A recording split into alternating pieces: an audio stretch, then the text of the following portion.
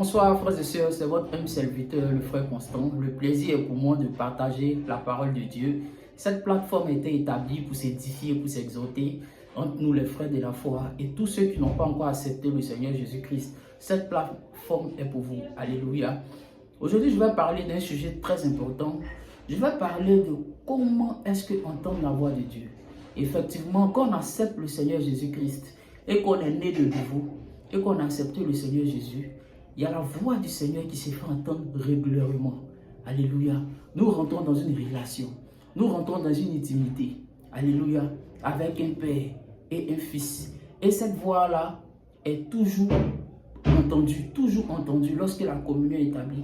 Mais plusieurs personnes, durant leur marche chrétienne, n'arrivent pas à entendre cette voix-là. Alléluia.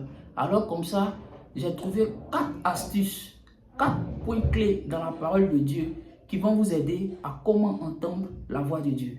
Alléluia. Amen. Rapidement, on va dans la parole de Dieu. On va dans le livre de Job, Job 33, à partir du verset 14. Je lis la parole du Seigneur. La parole du Seigneur dit ceci. Alléluia. Avant, je vous l'ai compris. Père, je prie que, Seigneur, tous ceux qui vont me prendre en marche, Père, je prie que tu nous aides durant ce moment, Père, à pouvoir développer ta parole. Que ceux qui sont de ce passage, Seigneur, qui vont t'entendre, donne-leur la force à mettre cette chose en pratique et de pouvoir l'appliquer dans leur vie, afin de rétablir cette communion, Père, entre toi et eux, au nom de Jésus-Christ. Amen. Job 33, à partir du verset 14. Je lis la parole du Seigneur. Dieu parle cependant, tantôt d'une manière, tantôt d'une autre, et l'on n'y prend point garde. Il parle par des songes, par des visions nocturnes, quand les hommes sont livrés à un profond sommeil, quand ils sont endormis sur leur couche. Alléluia. Amen. Le premier point que j'ai énuméré ici, il faut savoir que Dieu parle tantôt d'une manière, tantôt d'une autre. Dieu parle de plusieurs manières. Alléluia. Alors c'est ces manières-là que nous allons voir. La première manière par laquelle Dieu nous parle, c'est par les visions et les songes. Alléluia. Qu'est-ce qu'un songe? Un songe, c'est tout simplement l'ensemble de plusieurs visions. Alléluia. Et une vision, c'est tout simplement une seule vision. Amen. Que le Seigneur donne. La vision peut se faire lorsqu'on est assis. On peut voir. Alléluia. La vision peut se faire lorsqu'on est couché. On peut voir. Mais ce qu'il faut savoir, un songe, c'est l'ensemble de plusieurs visions. Et une vision, c'est une seule vision. Amen. Alléluia. Dieu parle par ces moyens-là. Alors, il faut être très attentif, très attentif. Lorsque vous dormez, faites attention à ce que vous voyez. Amen. C'est des instructions du Seigneur. Comment on appelle ça? C'est des paroles du Seigneur. C'est des prophéties du Seigneur. D'autres même, c'est leur vie que le Seigneur leur donne en songe. Amen. Comme Joseph, Dieu a montré en songe à Joseph sa destinée. Amen. Plusieurs personnes, Dieu va leur montrer en songe leur destinée. Ça, c'est le premier moyen par lequel Dieu passe pour parler à tous ses enfants. Soyez attentifs à vos songes, vos rêves. Par moment, même moi-même, qu'est-ce que je fais? Je prends un cahier et j'ai l'habitude d'énumérer mes songes. J'ai l'habitude d'écrire mes songes. Il faut l'écrire comme Jean.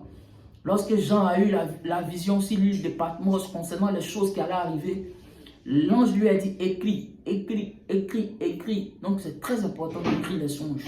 C'est un moyen par lequel Dieu nous communique ce qui doit arriver. Dieu nous communique ce qui doit se passer. Alors Dieu parle par les songes et par les visions nocturnes. Amen. C'est très important.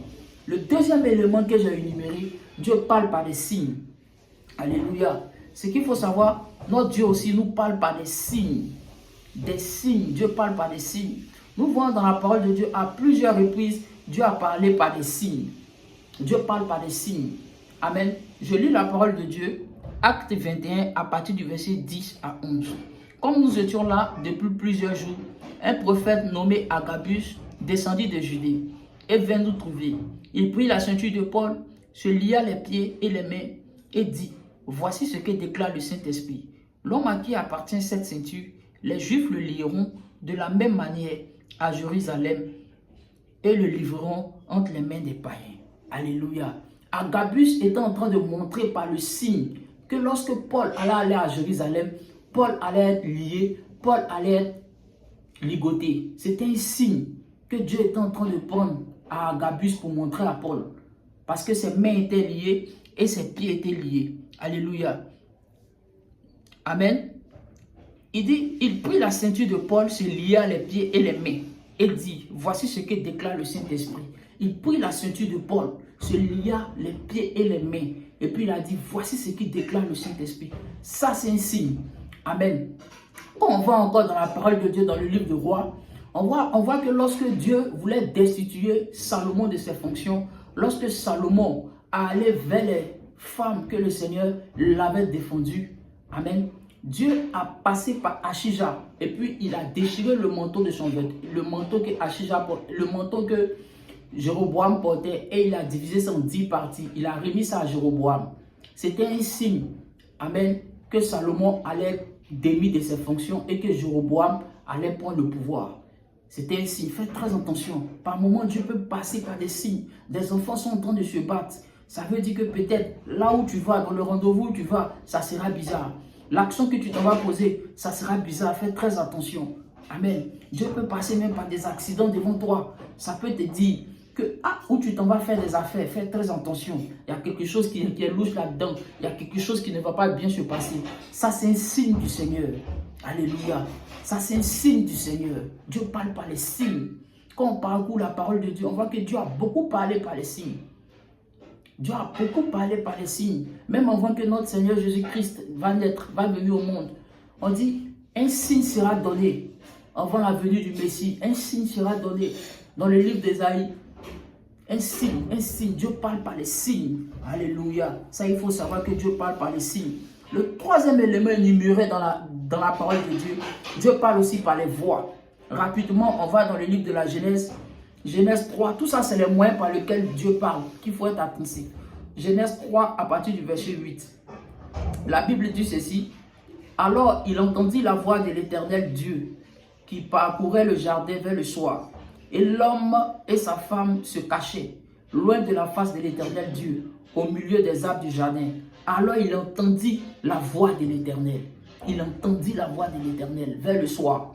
Le Seigneur parle par des voix. Amen. La voix. Tu entends une voix. Tu entends une voix.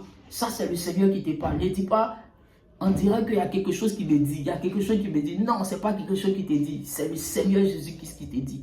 Cette voix-là que tu entends peut te faire épargner. Ça peut t'épargner de beaucoup de choses, beaucoup de malheurs, beaucoup d'activités illicites, beaucoup de choses qui ne sont pas bonnes. Si tu es attentif à cette voix-là, amen.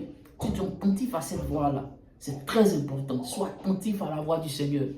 Lorsque tu viens à Jésus, que tu es né de nouveau, que tu marches selon les principes, les règles du royaume, le Seigneur va beaucoup passer par ces moyens-là pour te parler.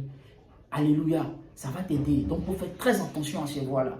Le dernier élément que j'ai pu ignorer dans la parole de Dieu, alléluia, Dieu parle par la parole de Dieu. Il parle par sa parole. Josué 1 à partir du verset 8, que ce livre de la loi ne s'éloigne pas de ta bouche. Médite-le jour et nuit pour agir fidèlement selon ce qu'il est écrit. C'est à cela que tu auras du succès dans tes entreprises et que tu réussiras. Dieu parle par sa parole. Quand nous lisons la parole de Dieu, Dieu parle. Moi, particulièrement, Dieu me parle par la parole. Dieu me parle par la voix audible. Et il me parle aussi par les songes et les visions. Voici le moyen par lequel Dieu me parle beaucoup.